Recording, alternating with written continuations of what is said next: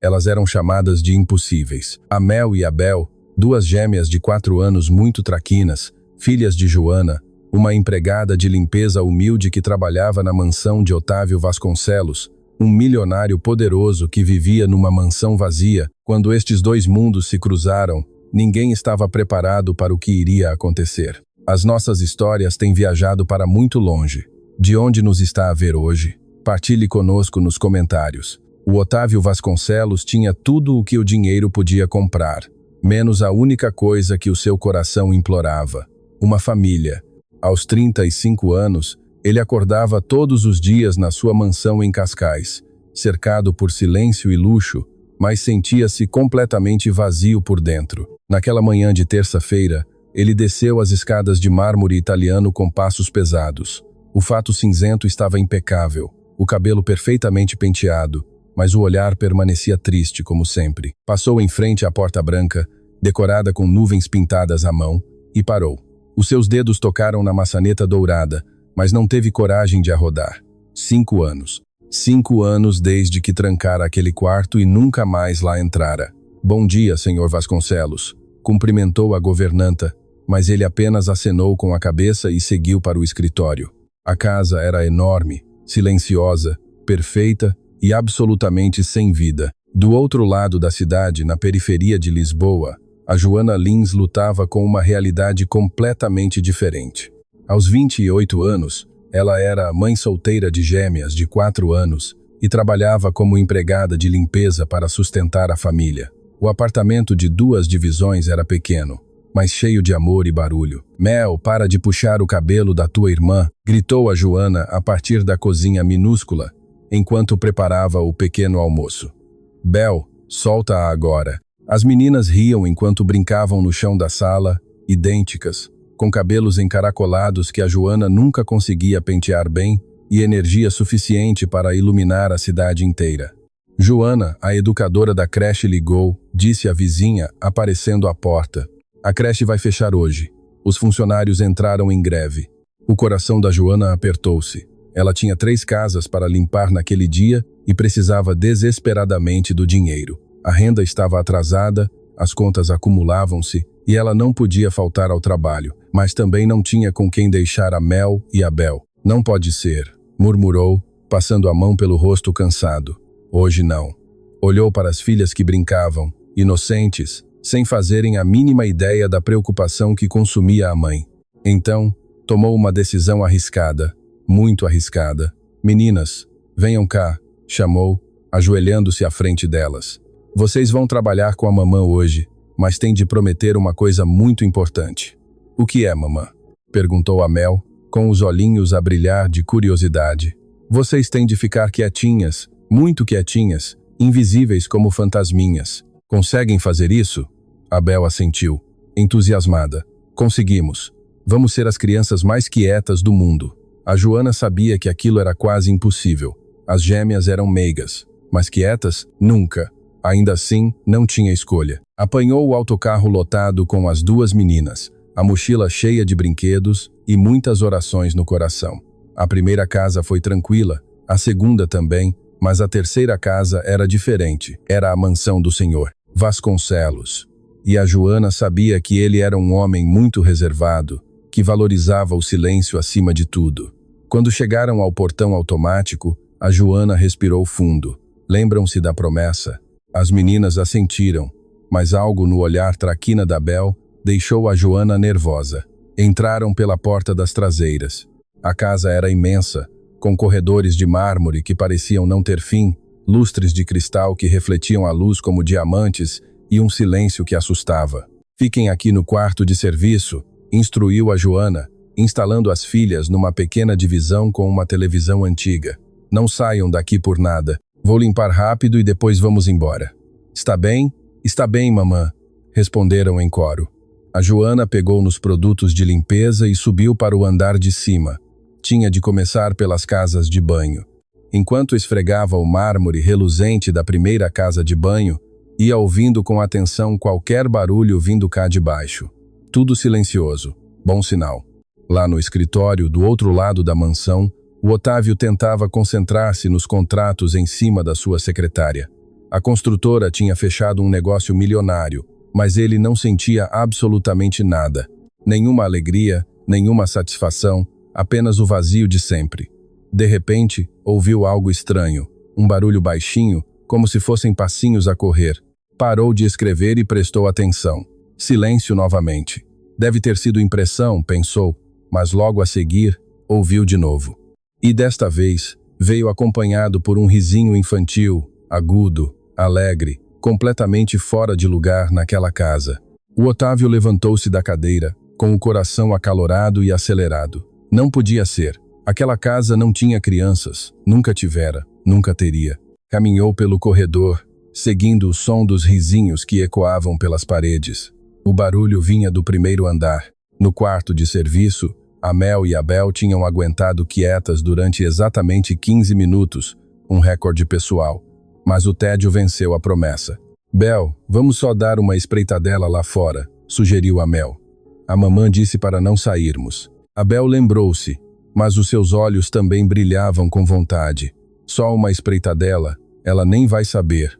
E assim, as duas escaparam. As gêmeas saíram do quarto de serviço em silêncio, mas, assim que viram o corredor enorme de mármore à frente, a tentação foi grande demais. Os olhinhos delas brilharam com a descoberta. Uau! Sussurrou a Mel, impressionada. É tipo um castelo. A Bel deu um passinho no chão liso e percebeu que conseguia deslizar. Olha, Mel, dá para escorregar. Antes que qualquer promessa à mãe as pudesse deter, as duas começaram a correr pelo corredor, com as gargalhadas a escaparem sem controlo. O som dos pezinhos a bater no mármore frio ecoava pela casa inteira. A Joana estava na terceira casa de banho, a esfregar a banheira com força, quando o seu instinto de mãe disparou. Estava tudo silencioso demais. Silencioso demais. Nunca era bom sinal com a Mel e a Bel. Largou o pano e correu escadas abaixo, com o coração a bater descontroladamente. O quarto de serviço estava vazio. Não, não, não, murmurou, com o pânico a apoderar-se dela. Meninas. Mel, Bel. Tentou chamar baixo para não alertar o patrão, mas o suficiente para as filhas ouvirem. Nada, apenas silêncio. Ou pior, risinhos distantes vindos do outro lado da mansão. Enquanto isso, o Otávio caminhava pelos corredores, tentando localizar a origem daquele som impossível. Crianças, na casa dele, tinha de estar a imaginar coisas. O isolamento estava finalmente a deixá-lo louco, mas de repente virou a esquina e viu algo que o fez parar por completo.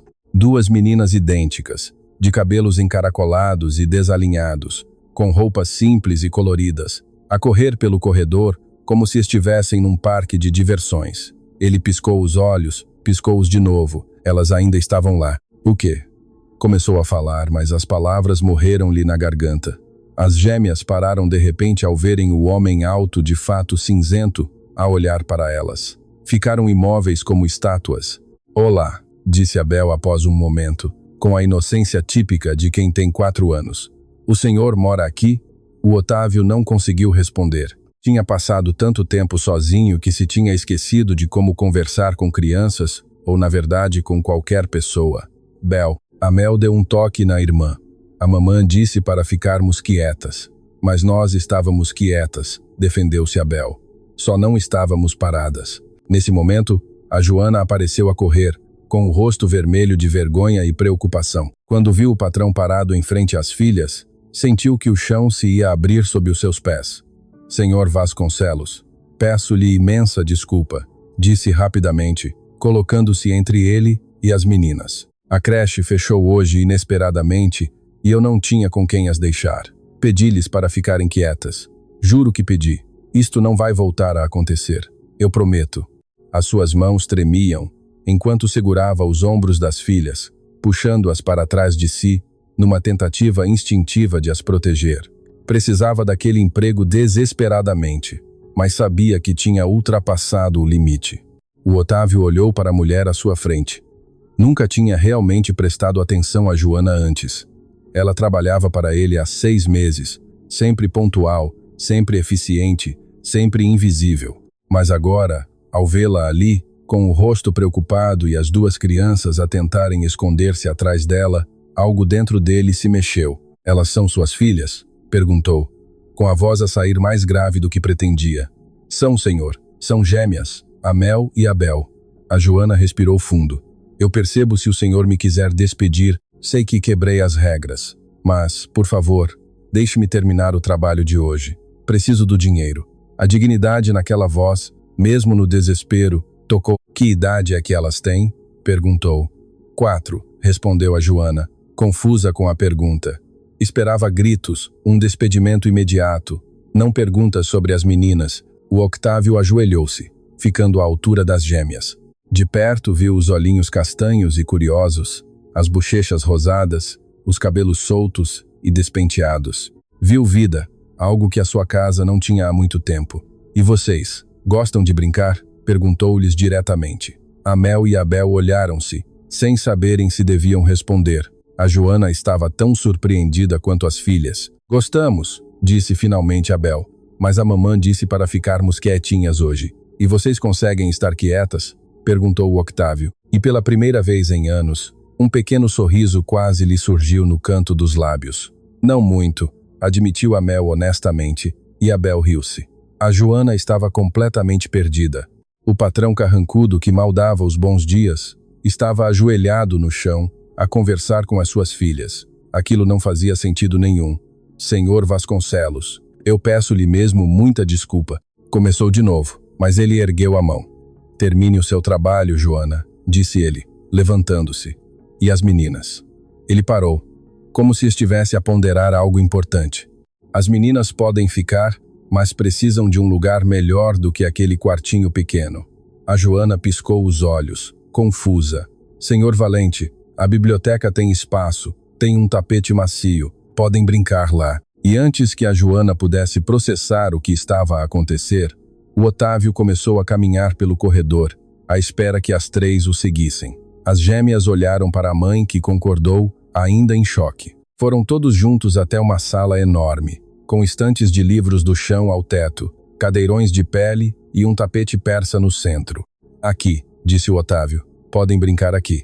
A Mel e a Bela ficaram surpreendidas. Era a divisão mais bonita que já tinham visto na vida. Mas não podem subir as estantes, acrescentou ele, nem riscar os livros. Prometemos, disseram juntas.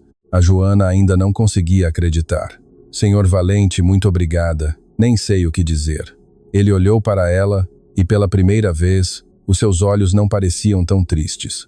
Não precisa de dizer nada, apenas termine o seu trabalho. Enquanto a Joana voltava para terminar a limpeza, completamente confusa, mas aliviada, o Otávio regressou ao escritório, mas não se conseguiu concentrar. Ficou a ouvir os risinhos baixinhos vindos da biblioteca. Risos que a sua casa nunca tinha escutado antes.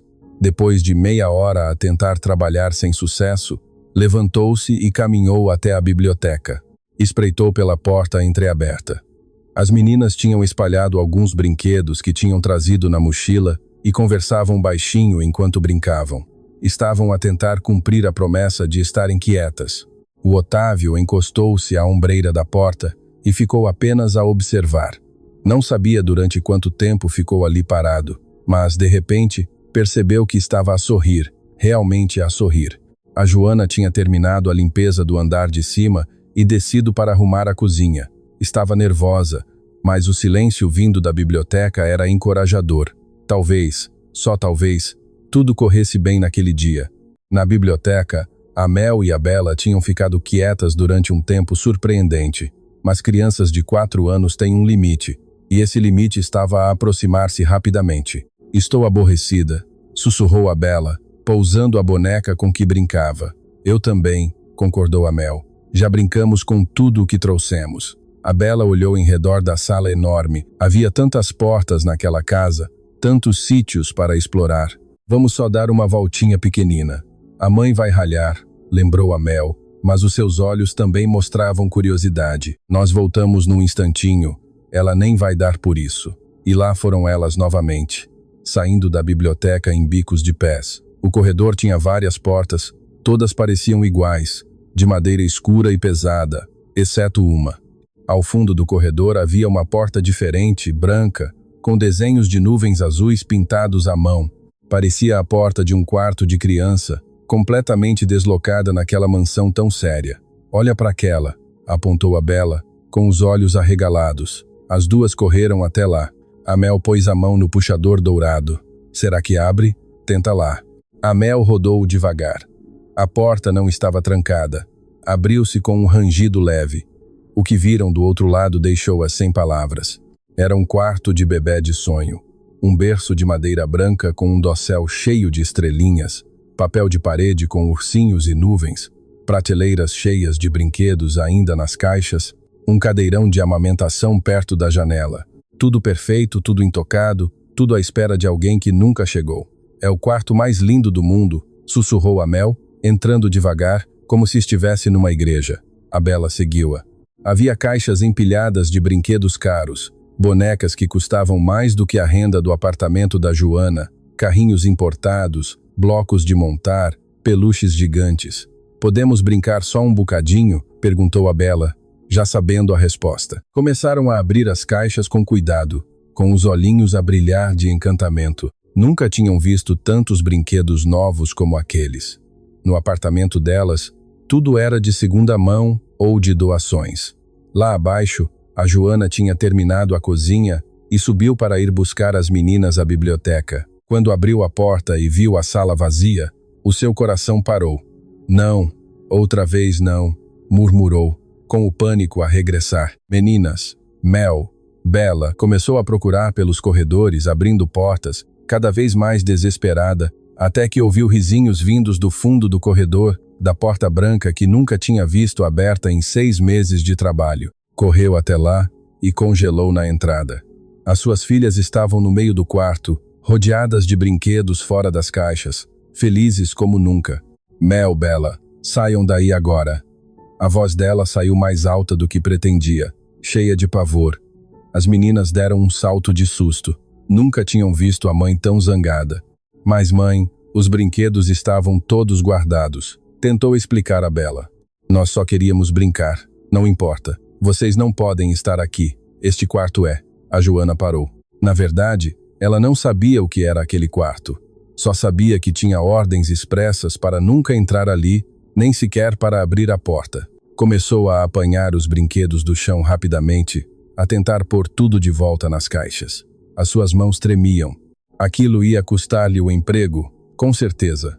Ajudem a arrumar isto rápido, ordenou às filhas. Foi nesse momento que ouviram passos no corredor, passos pesados e lentos. A Joana virou-se e viu o Otávio parado à porta. O rosto dele estava pálido, com os olhos fixos no quarto, nas caixas abertas, nos brinquedos espalhados. Senhor Valente, eu. Ela começou, mas a voz falhou. Elas não sabiam. São crianças. Eu devia ter prestado mais atenção. A culpa é toda minha. O Otávio não respondeu. Continuou parado, a olhar para dentro do quarto como se estivesse a ver um fantasma. O silêncio era insuportável. A Mel começou a chorar baixinho, assustada com a tensão no ar. A Bela segurou na mão da irmã, com os olhos cheios de lágrimas também. Vamos embora, disse a Joana às meninas, com a voz embargada. Peguem nas mochilas. Vamos. Mas quando tentou passar pelo Otávio na porta, ele não se moveu. Bloqueava a passagem com os olhos ainda fixos no quarto. Senhor, por favor, implorou a Joana. Deixe-nos passar. Eu nunca mais volto. Pode descontar o que for preciso do meu salário pelos brinquedos. Só nos deixe ir embora. Finalmente, o Otávio mexeu-se. Mas em vez de se afastar da porta, entrou no quarto. A Joana apertou os ombros das filhas, sem saber o que fazer. Ficar ou fugir. O coração batia-lhe tão forte que até doía. O Otávio caminhou até ao centro do quarto, olhando em redor lentamente. Os seus dedos tocaram no berço, depois no cadeirão, depois numa das caixas abertas de brinquedos. 5 anos, disse ele, com a voz rouca e baixa. 5 anos desde que entrei aqui pela última vez. A Joana não sabia o que responder, apenas o observava, confusa e assustada. Eu comprei tudo isto para o meu filho, continuou o Otávio, tirando um carrinho azul da caixa. Decorei este quarto sozinho. Pintei estas nuvens com as minhas próprias mãos. Ele olhou para o teto, onde mais nuvens flutuavam. Tinha tanta certeza de que ia ser pai. As suas mãos tremiam enquanto segurava o carrinho. A minha mulher não queria filhos, nunca quis, mas achei que ela mudaria de ideias. Fiz este quarto para lhe mostrar como seria lindo, como seríamos felizes. Ele soltou um riso amargo. Ela deixou-me 2 dias depois de eu terminar a decoração. Disse que eu tinha de escolher entre ela e um filho que nem sequer existia. A Joana sentiu as lágrimas começarem a correr-lhe pelo rosto. Nunca tinha visto tanta dor em alguém.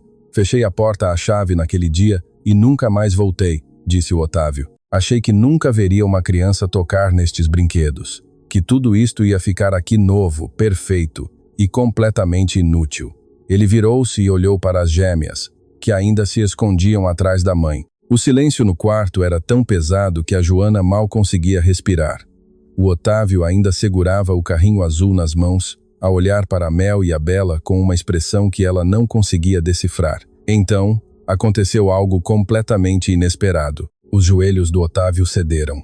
Ele caiu ali mesmo, no meio do quarto, rodeado pelos brinquedos que as meninas tinham espalhado.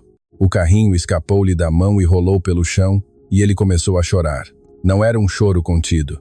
Era um choro de anos acumulados, de sonhos destruídos, de uma solidão tão profunda que se tinha tornado parte dele. A Joana ficou paralisada. Nunca tinha visto um homem chorar daquela maneira, tão destroçado, tão completamente despedaçado. Eu só queria ser pai, soluçou o Otávio, com as mãos a cobrir o rosto. Era tudo o que eu queria, não o dinheiro, não a empresa. Só queria ter alguém para quem voltar para casa, alguém que precisasse de mim, alguém que fizesse com que tudo isto valesse a pena. As lágrimas caíam-lhe por entre os dedos e molhavam o tapete do quarto. Comprei cada brinquedo a imaginar como seria, a imaginar risos, barulho, vida, mas esta casa nunca teve nada disso, apenas silêncio. A Bela, que tinha apenas 4 anos, mas um coração enorme, soltou a mão da mãe. A Joana tentou segurá-la, mas ela já caminhava em direção ao homem que chorava no chão. Não chores, disse a Bela baixinho, tocando-lhe no ombro com a sua mãozinha pequena.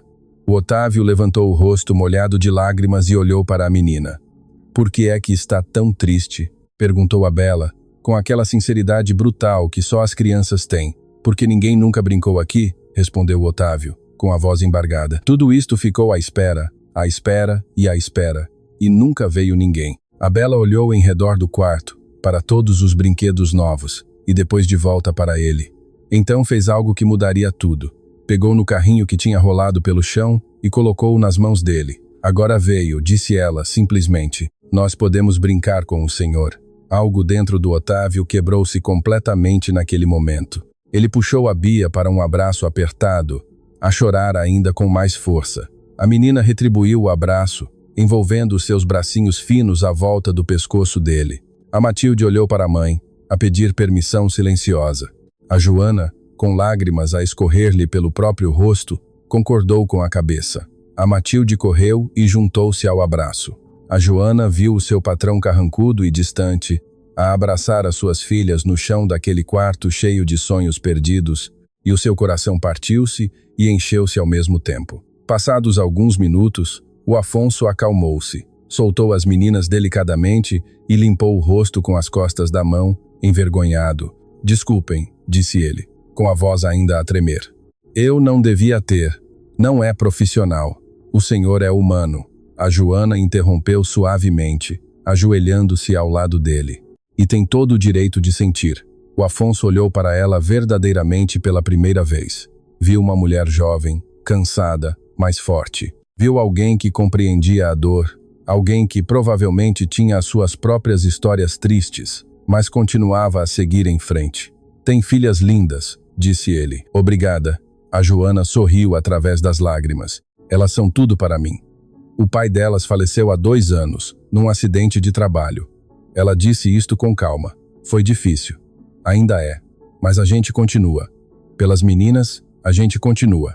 O Afonso viu a força nela e sentiu vergonha da sua própria fraqueza. Ela tinha perdido alguém de verdade e continuava a lutar. Ele tinha perdido apenas um sonho e tinha se trancado numa mansão vazia há 5 anos. Lamento muito, disse ele, com sinceridade. Eu também lamento, respondeu a Joana, pelo senhor e por tudo o que passou. A Bia puxou a manga do fato do Afonso. Então podemos brincar aqui? Ele olhou para ela, para a Matilde, para todos os brinquedos espalhados pelo chão. E pela primeira vez em 5 anos, Imaginou aquele quarto a ser usado para aquilo para que foi feito. Imaginou gargalhadas, a desarrumação, a vida. Podem, disse ele. E desta vez, conseguiu sorrir de verdade. Podem brincar com tudo. Foi para isso que eu o comprei. A sério? Perguntou a Matilde, com os olhos muito abertos. A sério. Mas há uma condição. As meninas ficaram tensas. Vocês têm de me ensinar como se brinca, disse o Afonso. Já há muito tempo que não brinco com ninguém. A Bia e a Matilde gritaram então de alegria a pular à volta dele. A Joana levantou-se, ainda a processar tudo. Senhor Vasconcelos, eu preciso de terminar o meu trabalho. O senhor quer que eu leve as meninas? Não, disse o Afonso, levantando-se também. Deixe-as ficar. Eu fico com elas enquanto trabalha. Se não se importar, claro. A Joana piscou os olhos, surpreendida. O senhor quer ficar com elas? Quero. Se confiar em mim. Ela olhou para ele, para as filhas, que já estavam a mostrar os brinquedos uma à outra, e tomou uma decisão. Confio. E assim a Joana voltou ao trabalho, enquanto o Afonso ficou no quarto com a Matilde e a Bia. Ela limpou a casa a ouvir gargalhadas vindas daquela divisão que tinha sido um túmulo durante 5 anos. Gargalhadas sonoras, felizes, cheias de vida. No quarto, o Afonso estava sentado no chão, completamente fora do seu ambiente, com o seu fato de 3.000 euros, mas a sorrir enquanto a Bia tentava explicar-lhe as regras de uma brincadeira que ela mesma tinha inventado. Então, o urso é o rei? Perguntou ele, a segurar no peluche gigante. Não, o urso é o guarda do castelo, corrigiu a Bia. A boneca é que é a rainha. Ah, sim, claro, faz todo o sentido, concordou o Afonso, com toda a seriedade, a fazer a Matilde rir. Era caótico, era barulhento, era completamente diferente de tudo o que ele conhecia. Era perfeito. Pela primeira vez em 5 anos, Afonso Vasconcelos sentiu que aquela casa era um lar. A Joana terminou a limpeza da mansão em tempo recorde, impulsionada pela curiosidade de ver como o patrão se estava a sair com as meninas. Quando voltou ao quarto das nuvens, a cena deixou-a sem palavras. O Afonso estava sentado no chão, com o fato amarrotado e a gravata desapertada, a construir uma torre de blocos com a Matilde, enquanto a Bia punha as bonecas sentadinhas à volta, como se fossem a plateia. Olha, mamã, o tio Afonso fez a torre mais alta do mundo, anunciou a Bia, orgulhosa. Tio Afonso. A Joana engoliu em seco. As meninas tinham acabado de conhecer o homem e já o tratavam com aquela intimidade. É uma torre muito bonita, disse ela, ainda a processar a transformação. O homem que mal a cumpre. Otávio olhou para cima e os seus olhos cruzaram-se com os dela. Havia algo de diferente nele. A tristeza ainda lá estava, mas agora tinha companhia. Havia um brilho que não existia antes. Já terminou? Perguntou ele. Sim, senhor. Que horas são? A Joana olhou para o relógio. 3:30. Otávio levantou-se do chão, recompondo a roupa. Vocês já almoçaram? Ainda não. Vamos comer quando chegarmos a casa. Ele olhou para as meninas, que já estavam com fome, mas não se queixavam, habituadas a esperar. Sentiu um aperto no peito. Fiquem para o almoço, disse de repente. Oh, não é preciso, senhor. Não queremos incomodar. Não incomodam nada. Ele olhou para a Matilde e para a Bia. Vocês querem ficar para comer? Podemos, mamã? Perguntaram as duas ao mesmo tempo, esperançosas. A Joana hesitou. Já tinha ultrapassado tantos limites naquele dia, mas as filhas olhavam com aqueles olhinhos a pedir e ela não tinha coração para lhes dizer que não. Está bem. Obrigada, senhor Valente. O almoço foi estranho e maravilhoso ao mesmo tempo. Otávio encomendou comida de um restaurante caro, mas as meninas ficaram mais impressionadas com o tamanho da mesa da cozinha do que com a comida. Dá para fazer corridas aqui, comentou a Matilde, olhando para o comprimento da mesa de mármore. Otávio riu, uma gargalhada de verdade. A Joana percebeu que nunca tinha ouvido aquele som antes. Depois do almoço, ele olhou pela janela para o jardim enorme nas traseiras da mansão. Ninguém o usava. Querem ir ver o jardim? Sugeriu. As meninas saltaram das cadeiras, entusiasmadas. Saíram todos juntos pela porta de vidro que dava para um relvado imenso, cercado de árvores. É gigante, gritou a Bia, correndo pela relva. A Matilde seguiu-a e as duas começaram a brincar às apanhadas. Otávio e Joana ficaram na varanda a observar. Obrigada, disse a Joana, baixinho, por tudo hoje, pelo quarto, pelo almoço, por não me despedir. Não tem de agradecer. Eu é que devia agradecer. Por quê? Otávio olhou para as meninas a correrem livres pelo jardim. Há anos que esta casa não tem alegria. Vocês trouxeram-na. Havia algo na voz dele que fez a Joana olhar de novo. Olhar de verdade. Viu um homem bonito, mas destroçado. Viu alguém que tinha tudo a nível material, mas nada no que realmente importava. Elas trazem alegria a qualquer lado, disse ela, com orgulho na voz. Criou-as muito bem. Faço o que posso. Nem sempre é suficiente. É mais do que suficiente. Otávio virou-se para ela. A Joana é uma boa mãe. Ela sentiu as lágrimas a ameaçarem voltar e piscou os olhos rapidamente para as conter. Há muito tempo que ninguém lhe dizia aquilo. Nesse momento a Bia veio a correr. Tio Otávio, tem brinquedos aqui fora? Também não tenho. Nunca comprei brinquedos de jardim. Por quê? Porque nunca houve crianças para brincar aqui, pensou a Joana, com tristeza. Porque me esqueci, disse Otávio. Mas posso comprar. O que é que gostavam de ter? Bolas de sabão, gritou a Matilde. Eu adoro bolas de sabão. Otávio sorriu. Bolas de sabão eu tenho. Esperem aqui. Ele entrou em casa e voltou 5 minutos depois, com um kit de fazer bolas de sabão gigantes que estava guardado numa despensa, provavelmente esquecido há anos. Abriu o líquido e começou a soprar. Bolas enormes saíam e flutuavam pelo jardim, brilhando com as cores do arco, íris sob o sol da tarde. A Matilde e a Bia gritavam de alegria a correr atrás das bolas, tentando rebentá-las antes que desaparecessem. Mais, pediam. Otávio continuou a soprar, o fato completamente inadequado para a situação, mas ele não parecia importar-se. Estava a rir-se também ao ver as meninas a saltar e a correr. A Joana tirou uma fotografia mental daquela cena. O seu patrão sério, sempre de fato impecável, a fazer bolas de sabão para suas filhas num jardim ensolarado. Era surreal. Passado algum tempo, Otávio cansou-se. Sentou-se no relvado, ainda de fato, e as meninas atiraram-se para o lado dele, ofegantes e felizes. Isto foi o máximo, declarou a Bia. Foi mesmo, concordou Otávio. E era a verdade. Tinha sido o máximo. Simples, puro, feliz. A Joana sentou-se um pouco afastada, dando espaço, mas sempre a observar. Viu como Otávio olhava para as filhas dela com carinho, com saudade de algo que nunca tivera, com esperança de algo que talvez pudesse ter. Tio Otávio, pode voltar a fazer bolas de sabão amanhã? Perguntou a Matilde. A pergunta caiu como uma pedra. Amanhã, as meninas não estariam ali.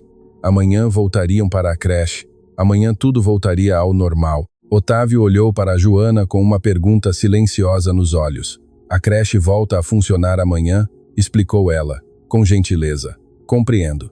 A tristeza começou a regressar aos olhos dele. Mas a Joana trabalha aqui todas as semanas, não é?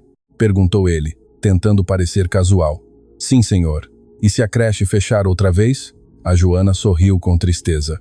Espero que não. Mas se fechar, acho que agora já sei que as posso trazer cá. Pode sempre. O Octávio disse isto com mais ênfase do que pretendia. As miúdas começaram a ficar sonolentas, com o dia agitado a cobrar o seu preço. A Belinha bocejou alto. Acho melhor irmos-nos embora, disse a Joana, levantando-se. Está a ficar tarde. O Octávio levantou-se também, ajudando as miúdas a porem-se de pé. Elas esfregavam os olhinhos. Obrigada por tudo, senhor Vasconcelos, a Joana disse formalmente, voltando à distância profissional, mas o Octávio segurou-lhe levemente no braço. Octávio, pode tratar-me por Octávio? Ela olhou para ele, surpreendida. Não seria apropriado, por favor. Hoje não foi um dia nada apropriado, e mesmo assim foi o melhor dia que tive em anos. Havia algo de tão sincero na voz dele que a Joana, limpando a garganta, não conseguiu recusar. Está bem, Duarte. Ele sorriu. Obrigado, Joana.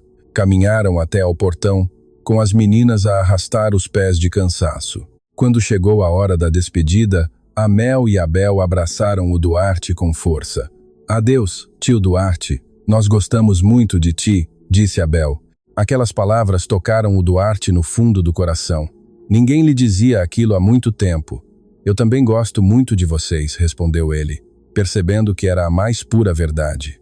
Em apenas um dia, Aquelas duas meninas tinham lhe roubado o coração por completo. A Joana levou as filhas, olhando para trás enquanto se afastava. A certa altura, viu o Duarte parado junto ao portão, a olhar para elas até dobrarem a esquina. Quando chegou a casa nessa noite, deitou as meninas e ficou a pensar. Algo tinha mudado, não apenas para o Duarte, mas para ela também. Tinha visto um lado dele que mais ninguém via. Tinha visto vulnerabilidade, dor e esperança. E pela primeira vez em 2 anos, Joana Lima sentiu o seu coração abrir-se a possibilidades que julgava há muito mortas. Os dias seguintes foram estranhos para o Duarte. Aquela terça-feira tinha mudado tudo. A casa voltou ao silêncio habitual, mas agora era um silêncio insuportável. Antes nem sequer reparava nisso, mas agora o vazio parecia gritar. A quinta-feira chegou e o Duarte acordou com uma ansiedade que já não sentia desde a adolescência. A Joana viria trabalhar, mas as meninas estariam no infantário. Teria de esperar até a próxima emergência para as voltar a ver. A campainha tocou às 8 em ponto. Foi ele próprio a abrir a porta, algo que nunca fazia. Bom dia, Sr. Duarte. A Joana corrigiu-se ao ver a expressão dele. Bom dia. Ele olhou para trás dela, esperançoso. Elas estão no infantário, disse a Joana, percebendo o olhar dele. Está tudo normal outra vez? Ah, sim, claro. O Duarte tentou disfarçar a desilusão. A Joana entrou e começou a trabalhar. A casa parecia ainda mais vazia. Agora ela limpava as divisões ouvindo apenas o silêncio. No escritório, o Duarte tentava concentrar-se nos documentos, mas os seus olhos teimavam em desviar-se para o jardim. Ainda era possível ver as marcas no relvado por onde as meninas tinham corrido. Foi nesse momento que ouviu a campainha tocar novamente. Estranho. Não esperava ninguém. Desceu as escadas, abriu a porta e gelou. A Constança Drummond estava ali, elegantíssima no seu fato de marca azul escuro, cabelo loiro perfeitamente liso, maquilhagem impecável e um sorriso falso no rosto. Olá, Duarte, disse ela, com aquele tom de voz que ele tinha aprendido a odiar. Senti a tua falta. O que é que queres, Constança? Perguntou o Duarte sem rodeios. Tão frio? Não podemos conversar lá dentro? Não, tenho papéis para assinar sobre o divórcio. O meu advogado disse que havia algumas coisas pendentes. O Duarte sabia que era mentira, mas deu-lhe passagem para entrar. Quanto mais depressa assinasse o que quer que fosse, mais depressa ela se iria embora. A Constança entrou como se ainda fosse a dona da casa, com os saltos altos a ecoar no mármore. Parou na sala, olhando em redor. Mudaste alguma coisa? Perguntou, desconfiada. Não mudei nada, respondeu ele, mas ela tinha motivos para desconfiar. Havia algo de diferente no ar. A casa já não parecia um mausoléu. Foi então que a Constança olhou para o jardim através da janela e viu brinquedos de fazer bolhas de sabão esquecidos na relva e um carrinho de brincar cor-de-rosa perto da porta. Os seus olhos estreitaram-se. Tiveste visitas? Isso não é da tua conta. Nesse momento, a Joana desceu as escadas com o balde da limpeza. Parou ao ver aquela mulher elegante na sala. A Constança olhou-a de cima a baixo, avaliando-a. Viu a roupa simples de trabalho, as mãos vermelhas de tanto esfregar e o cabelo apanhado num rabo de cavalo simples. A criada, disse ela com um claro tom de desprezo na voz. Empregada de limpeza corrigiu a Joana calmamente. Joana Lima, tanto faz. A Constança virou-se para o Duarte. Então é ela? Ela o quê? A razão para estares tão diferente. Conseguiste arranjar uma substituta depressa, não foi? O Duarte sentiu a raiva subir. Cuidado com o que vais dizer, Constança. Não precisa de me defender, disse a Joana, pousando o balde no chão. Não me ofendo com pessoas sem educação. A Constança virou-se, furiosa por ser confrontada. Sem educação? Tu não sabes com quem estás a falar. Sei sim. Estou a falar com a ex-mulher do meu patrão. O que significa que a senhora já não manda nada aqui. O rosto da Constança ficou vermelho de raiva. Duarte, vais permitir que a tua criadita fale assim comigo? Ela tem razão, disse o Duarte friamente. Tu já não mandas nada aqui. Aliás, por que é que estás aqui, afinal? Onde estão esses papéis? A Constança percebeu que tinha ido longe demais. Abriu a mala cara e tirou um envelope. Aqui tens. O Duarte pegou no envelope, leu rapidamente e assinou onde era necessário. Pronto, agora podes ir. Não queres sequer conversar, saber como estou? Não. A Constança olhou em redor uma última vez, procurando pistas. Os seus olhos fixaram-se na porta branca do andar de cima, visível a partir do hall. Tu abriste aquele quarto? Perguntou, surpreendida. O silêncio do Duarte foi resposta suficiente. Abriste, disse ela, sem querer acreditar. Depois de 5 anos trancado, finalmente desististe daquela fantasia ridícula. Não desisti de nada. Claro que desististe. Sempre foste fraco, Duarte. Sempre quiseste coisas impossíveis. Filhos, uma família feliz, todas essas parvoíces. O mundo real não funciona assim. O teu mundo é que não funciona assim, corrigiu o Duarte. Mas já não quero fazer parte dele. A Constança ia responder quando ouviu uma voz infantil a gritar lá fora. Mãe, mãe! A Joana correu para a janela e viu a Mel e a Bel a correr pelo jardim. O infantário tinha ligado a dizer que uma das meninas estava com febre e a pedir para irem buscar as duas. Desculpe, liguei a minha vizinha para mas trazer, explicou a Joana ao Duarte rapidamente. O infantário ligou. Vou-me embora agora mesmo. Mas o Duarte já estava a abrir a porta, com um sorriso enorme no rosto. Mel, Bel, as meninas viram-no e gritaram de alegria, correndo para ele. Saltaram-lhe para os braços, a rir. A Constança assistiu à cena pela janela, sem acreditar no que via. O Duarte, a dar voltas com 2 crianças nos braços, a rir de forma genuinamente feliz. Quem são essas crianças? Perguntou ela, com nojo. As minhas filhas, respondeu a Joana, pegando na mala. Com licença. Mas a Constança barrou-lhe a passagem. Espera lá, aquelas são as filhas dela? Apontou para a Joana. E tu deixas que elas venham aqui? Sim, disse o Duarte, entrando em casa com as meninas ainda nos braços. Problema teu, Duarte. São filhas de uma criada, provavelmente cheias de piolhos e sabe-se lá mais o quê. A Mel e a Bel pararam de sorrir. A Mel encolheu-se no abraço do Duarte.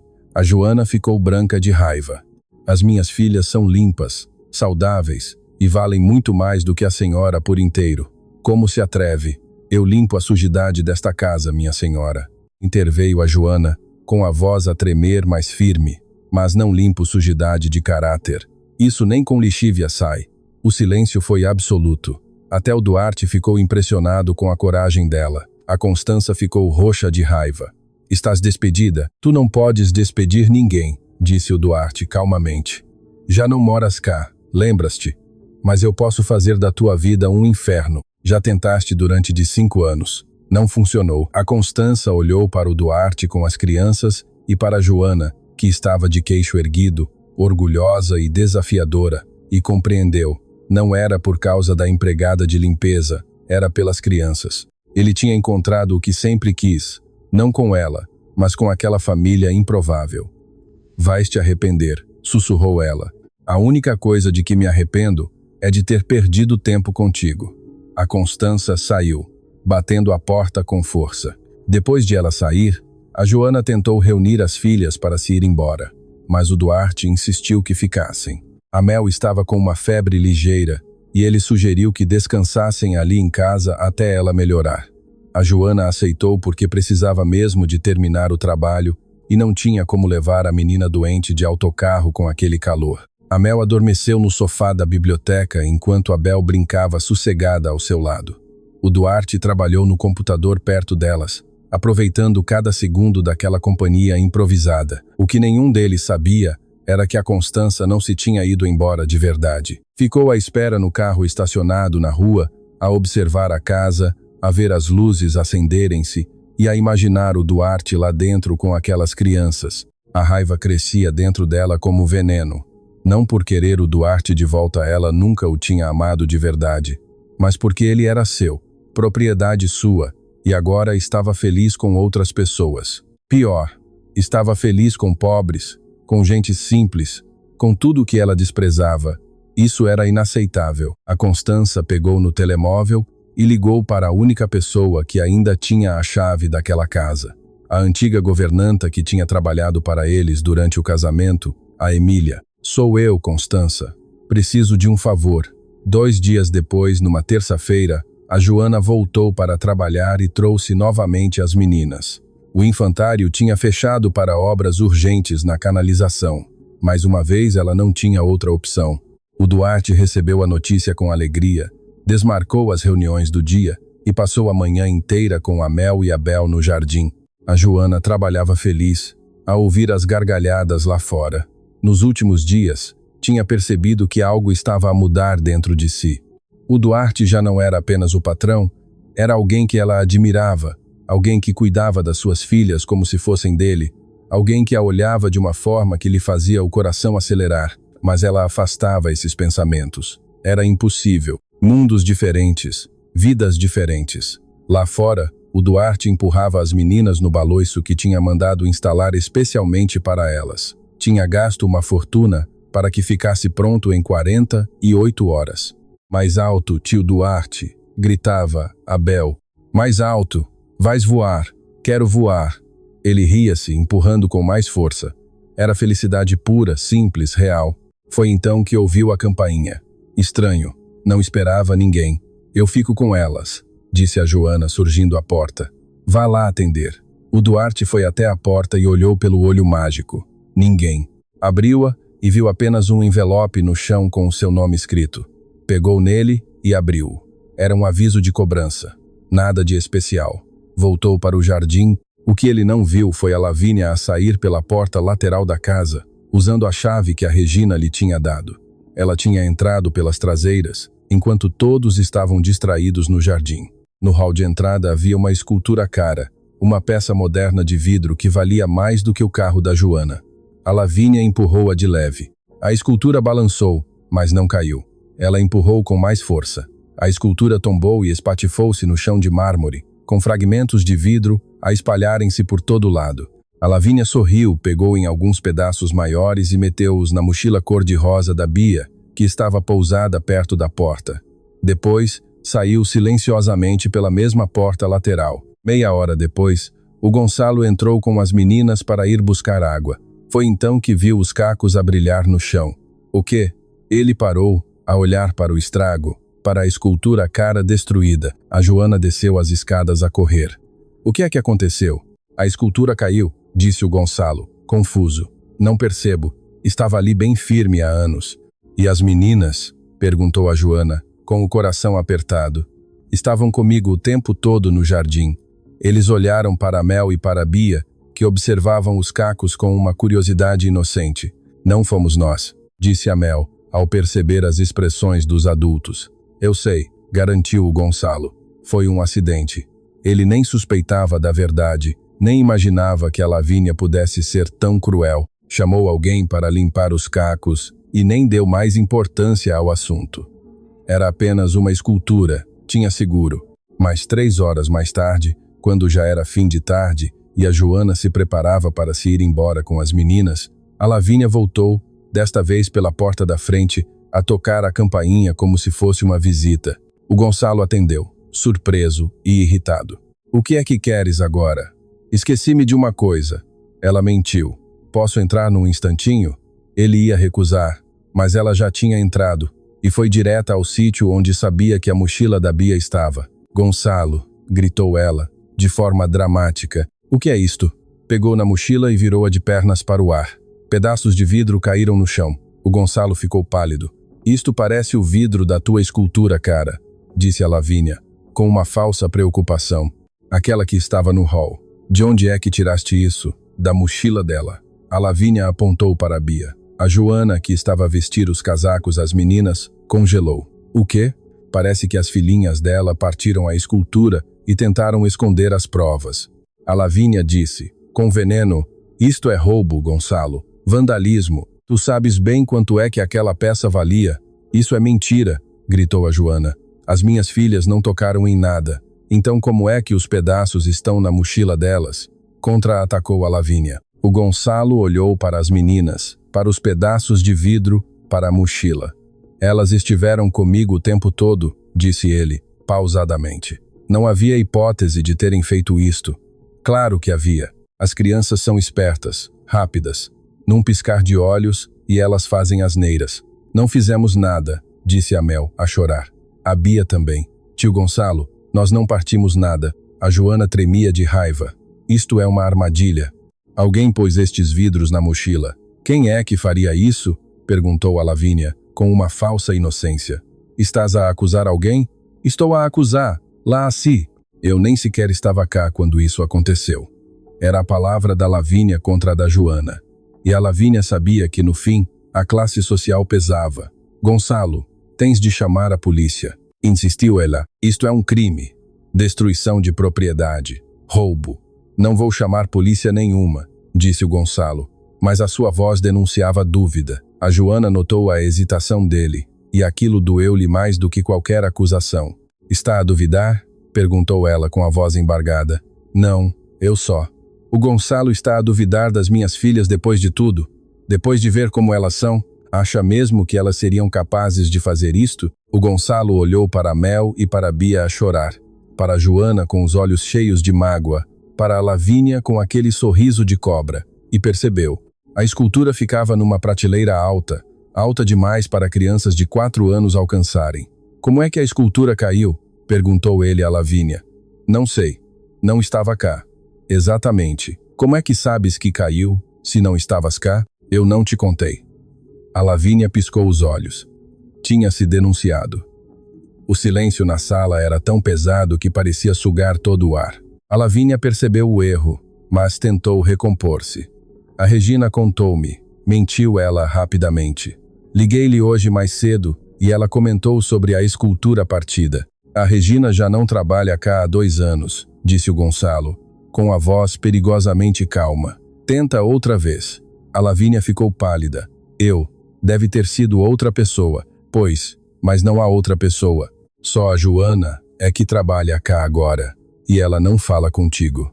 A verdade começava a desenhar-se na cabeça do Gonçalo. A campainha a tocar do nada, a escultura a cair sozinha, os pedaços a aparecerem na mochila. A Lavínia, a saber de algo que não devia saber. Tu vieste cá entrar, disse ele, com a raiva a crescer. Entraste na minha casa sem autorização. Isso é ridículo. É? Então explica lá como é que sabias da escultura e como é que os pedaços apareceram exatamente na mochila das meninas. Como é que tudo isto aconteceu logo a seguir a teres saído daqui furiosa? A Joana abraçava as filhas contra si, ainda a tremer. As meninas choravam, assustadas com toda aquela gritaria. Tu partiste a escultura, continuou o Gonçalo, com a voz a subir de tom. Entraste aqui, partiste-a de propósito e puseste a culpa em crianças inocentes, em crianças de 4 anos. Provas? Gritou a Lavínia. Tu não tens prova nenhuma. Tenho a tua palavra. Tu própria acabaste de dizer que sabias da escultura. Ninguém mais sabia. A Lavínia percebeu que estava encurralada. Mudou de tática, partindo para o ataque emocional. E se fui eu, disse ela, tirando a máscara de vez. Elas não deviam estar aqui, Gonçalo. São filhas da empregada. Não combinam com esta casa, com a tua vida, com nada. Elas são mais do que tu alguma vez foste, explodiu Gonçalo. São reais. São verdadeiras. Trouxeram mais alegria a esta casa numa semana do que tu trouxeste em 5 anos de casamento. As palavras atingiram a Lavínia com força. Estás maluco? Disse ela, apaixonado por uma empregada e pelas filhas dela. Isso é patético. Sabes o que é patético? O Gonçalo caminhou até ela, com os olhos a arder de raiva. É tu entrares aqui, destruires coisas e tentares magoar crianças só porque não suportas ver-me feliz. Feliz com isto? Ela apontou para Joana e para as meninas. Estás a brincar às casinhas com gente que nunca vai compreender o teu mundo. Não quero que compreendam o meu mundo. Eu é que quero fazer parte do mundo delas. Um mundo onde as pessoas se importam de verdade, onde o amor vale mais do que o dinheiro, onde uma família é uma família de verdade e não um contrato de conveniência. A Joana sentiu as lágrimas a escorrer-lhe pelo rosto. Nunca ninguém a tinha defendido a ela e as filhas daquela maneira. Vais te cansar, disse a Lavínia com veneno. Vais perceber que elas são apenas um fardo. Vão sugar-te o dinheiro, a energia, a vida, e vais acabar por compreender que eu tinha razão. Tu não tinhas razão sobre nada, nunca tiveste. O Gonçalo foi até a porta e abriu-a. Sai agora! Sai! Gritou o Gonçalo. O grito ecoou pela casa inteira. A Mel e a Bia encolheram-se. Mas a Bia também sentiu algo diferente. Orgulho. O tio Gonçalo estava a protegê-las. A Lavínia percebeu que tinha perdido por completo. Pegou na mala e caminhou até a porta, mas deteve-se em frente da Joana. Aproveita enquanto dura, sussurrou ela, muito baixinho, só para a Joana ouvir. Homens como ele fartam-se depressa de gente como tu. Gente como eu, respondeu a Joana, com a voz firme, apesar das lágrimas. Gente que trabalha honestamente, que ama de verdade, que não precisa de destruir os outros para se sentir superior. Se é isso, espero que ele nunca se canse. A Lavínia saiu e desta vez o Gonçalo trancou a porta atrás dela. Ficaram todos ali parados. O Gonçalo a respirar de forma pesada, a Joana a tremer, as meninas a chorar baixinho. Lamento muito, disse finalmente o Gonçalo.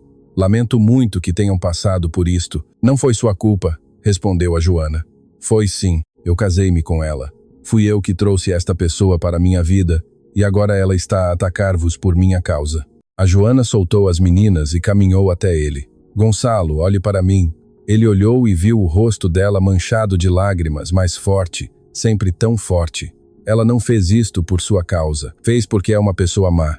Isto não tem nada a ver consigo. Mas o Gonçalo defendeu-nos, interrompeu a Joana.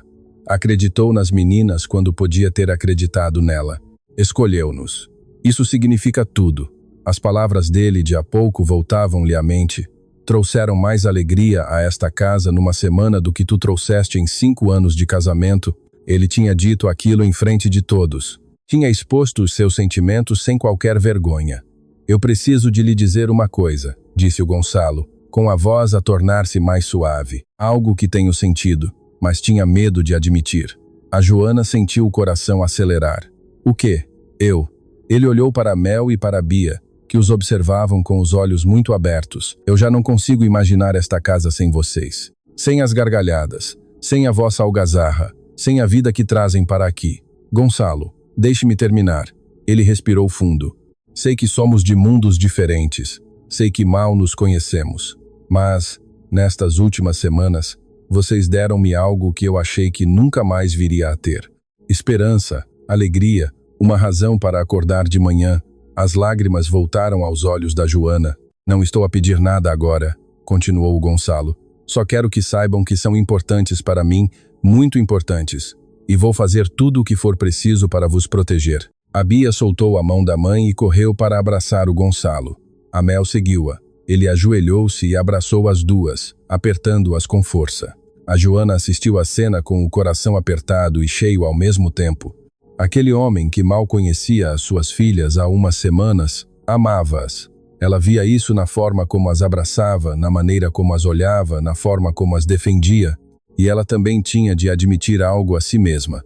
Estava a apaixonar-se por ele, pelo homem gentil escondido atrás do patrão sério, pelo pai que ele queria ser, pela pessoa que ele realmente era, mas tinha medo, muito medo. E se a Lavínia tivesse razão, e se fosse só uma fase, e se ele se fartasse, como se lesse os seus pensamentos? O Afonso olhou para ela por cima das cabeças das meninas. Fica, pediu. Por favor, não por causa do trabalho, mas porque preciso de vocês aqui. A Joana queria dizer que sim. Queria tanto dizer que sim, mas as palavras não lhe saíam. Preciso de pensar, disse ela. Finalmente. É muita coisa, Afonso. Preciso de processar tudo isto. Ele assentiu, compreensivo. Claro, o tempo que precisares. Mas nenhum dos dois sabia que o tempo estava a esgotar-se, que a Lavínia ainda não tinha terminado e que a sua próxima jogada seria ainda pior. A Joana passou o fim de semana inteiro a pensar. Mal conseguiu dormir. As palavras do Afonso ecoavam-lhe na cabeça. As palavras da Lavínia também, duas vozes opostas a lutar dentro dela. A Mel e a Bel perceberam que a mãe estava diferente, mais quieta, mais pensativa. A mamãe está triste? Perguntou a Bel no sábado à noite. Não, filha. A mamã só está cansada, mas era mais do que cansaço.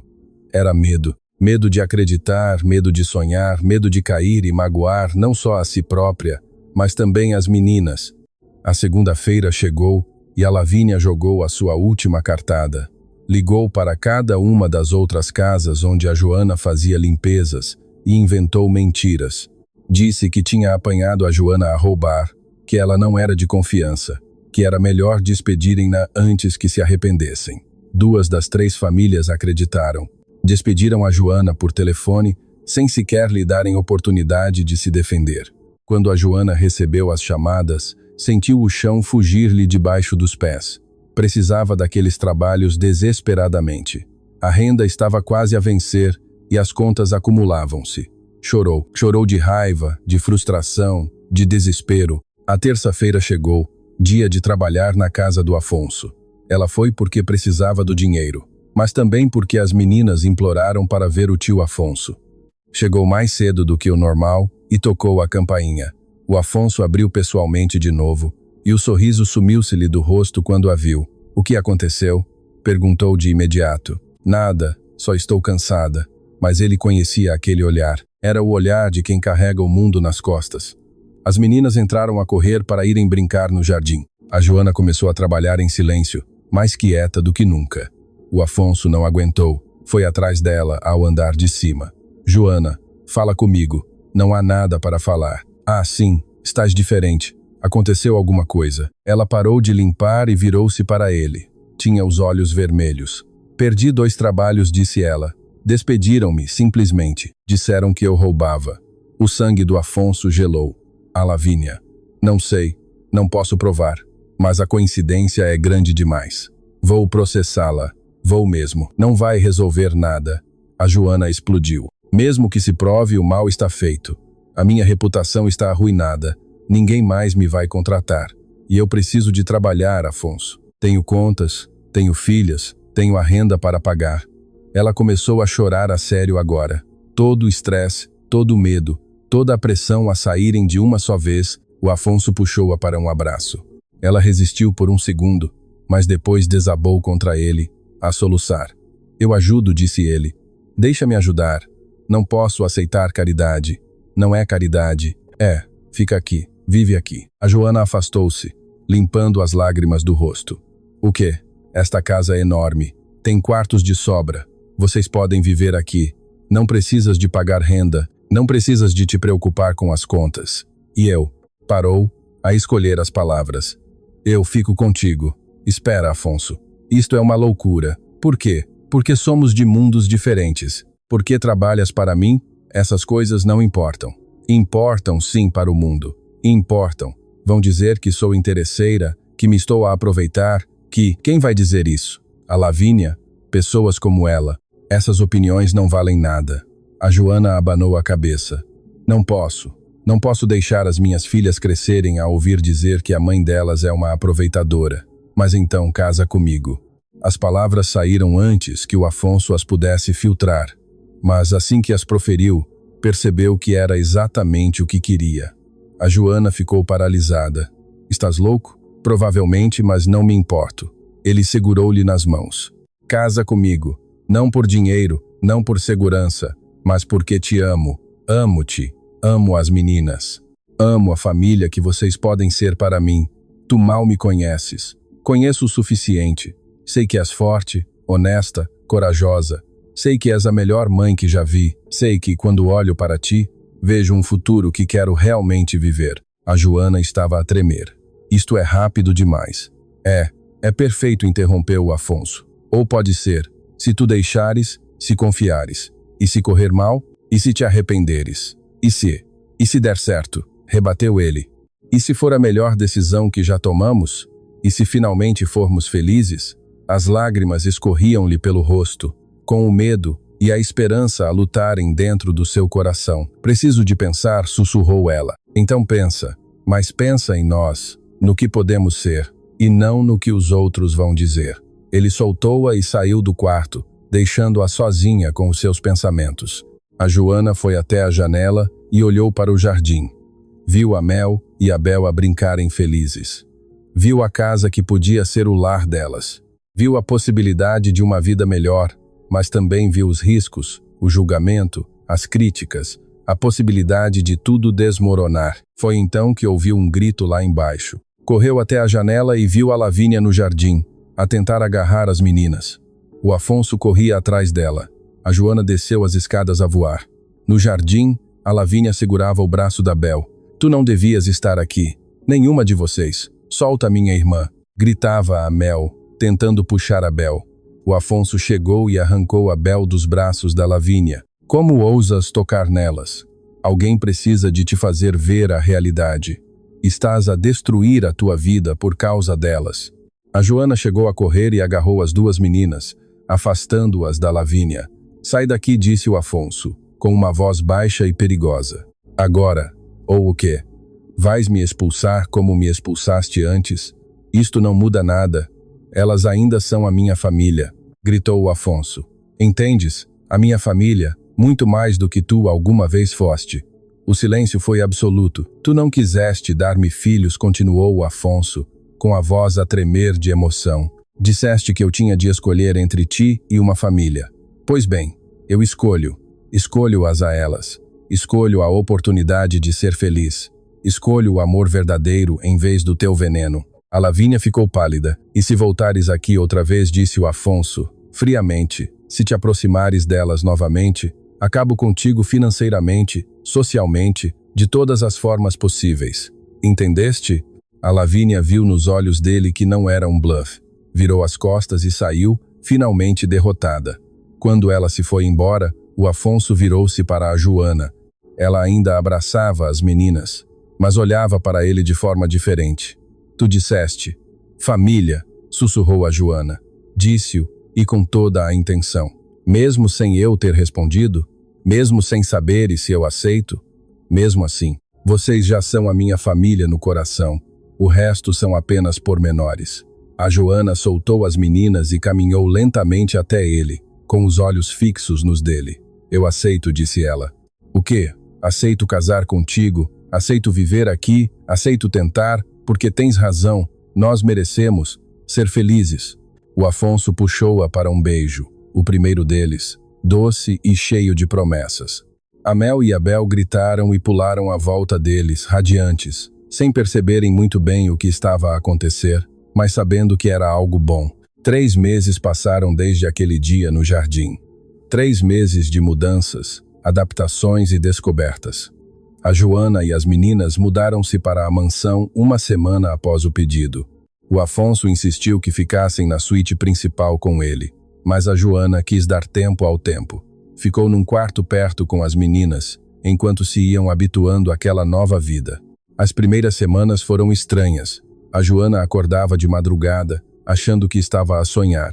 Caminhava pela casa enorme, sem conseguir acreditar que agora vivia ali. Mas o Afonso tinha uma paciência infinita. Mostrava-lhe que aquilo era real, que ela merecia estar ali. Ele contratou uma advogada e processou a Lavínia por invasão de propriedade e difamação. Os outros patrões da Joana descobriram a verdade e pediram-lhe desculpa, mas ela não voltou, pois já não precisava. A Mel e a Bel adaptaram-se rápido, como as crianças costumam fazer. O quarto das nuvens tornou-se o quarto delas de verdade. O Afonso ajudou a decorá-lo, acrescentando camas de princesa e ainda mais brinquedos. As meninas tinham tudo, mas ele tinha o cuidado de não as mimar demasiado. A Joana era firme em relação a isso. Estabeleceram rotinas, com o pequeno almoço sempre juntos. O Afonso levava as meninas ao jardim de infância antes de ir trabalhar. A Joana estudava para terminar o ensino secundário que tinha abandonado. Jantavam em família todas as noites. A mansão, que antes parecia um túmulo, transformou-se num verdadeiro lar. Havia gargalhadas, brinquedos espalhados, desenhos coloridos no frigorífico, barulho, vida. O Afonso nunca tinha sido tão feliz. Via a Joana todas as manhãs e sentia o coração apertar-se de amor. Via as meninas a crescer e evoluía juntamente com elas. Era o pai que sempre quisera ser. Em dezembro, decidiu que estava na hora. Era véspera de Natal. A casa estava decorada como nunca antes estivera. Uma árvore enorme na sala, luzes por todo lado, grinaldas e meias penduradas na lareira.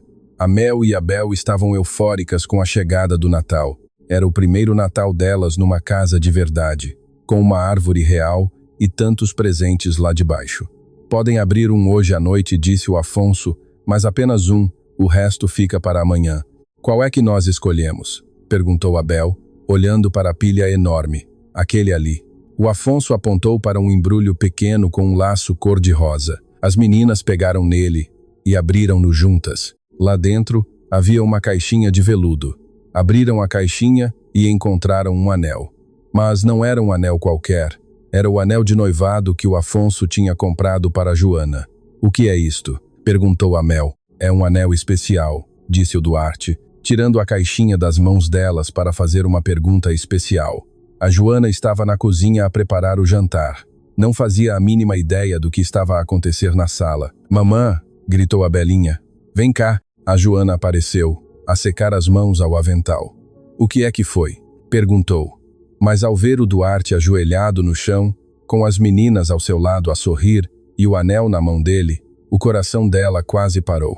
"Joana Lima", começou o Duarte, com a voz emocionada. "Nestes 3 meses, tu mostraste-me o que é viver de verdade. Não apenas existir, viver, amar, ser amado." As lágrimas já começavam a encher os olhos dela. "Tu e as meninas transformaram esta casa num lar. Transformaram a minha vida vazia numa vida cheia de sentido. Deram-me a família que sempre quis." A Guida e a Belinha aproximaram-se da mãe, cada uma a segurar numa das suas mãos. "Nós queremos que te cases com o tio Duarte", disse a Belinha com toda a seriedade. "Para ele ser o nosso papá de verdade", completou a Guida. A Joana olhou para as filhas, para o Duarte ajoelhado e para o anel a brilhar sob as luzes da árvore de Natal. Então o Duarte perguntou, a sorrir por entre as próprias lágrimas: "Casas-te comigo, oficialmente e para sempre?" "Sim", disse a Joana com a voz embargada de emoção. "Sim, sim, sim." O Duarte levantou-se e colocou-lhe o anel no dedo. Era perfeito, como se tivesse sido feito especialmente para ela, e tinha sido. Beijaram-se enquanto a Guida e a Belinha saltavam à volta deles, a gritar de alegria. O jantar de Natal foi o mais feliz que aquela casa alguma vez tinha visto. Comeram, riram, brincaram, tiraram fotografias, criaram memórias. Depois de as meninas adormecerem, exaustas de tanta emoção, o Duarte e a Joana ficaram na sala a olhar para a árvore. "Obrigado", disse o Duarte de repente. "Por quê?", perguntou ela. "Por confiares em mim, por me dares esta oportunidade, por me deixares amar-vos." A Joana encostou a cabeça ao ombro dele. "Obrigada eu, por nos salvares, por nos amares, por seres o pai de que elas precisavam. Eu não salvei ninguém. Foram vocês que me salvaram." Ficaram ali num silêncio confortável, a ver as luzes da árvore a piscar. O casamento realizou-se 2 meses depois. Simples, mas lindo. Na própria mansão, no jardim onde tudo tinha começado. Poucos convidados, apenas as pessoas que realmente importavam. A Guida e a Belinha foram as meninas das flores, com vestidos brancos cheios de folhos, escolhidos por elas. Espalharam pétalas de rosa pelo caminho que a mãe ia percorrer. Quando a Joana apareceu, linda, num vestido simples mas elegante, o Duarte chorou. Não teve vergonha. Chorou de pura felicidade. Trocaram votos escritos por eles próprios. Prometeram amor, companheirismo, cumplicidade. Prometeram criar as meninas juntos. Prometeram ser felizes e selaram o compromisso com um beijo que arrancou aplausos de todos. A festa foi pequena, mas muito alegre. Música, dança e boa comida. A Guida e a Belinha dançaram com o Duarte, a pisar-lhe os pés e a rir. Quando a noite terminou e os convidados se foram embora, a nova família Vasconcelos ficou sozinha na casa, que agora era verdadeiramente um lar.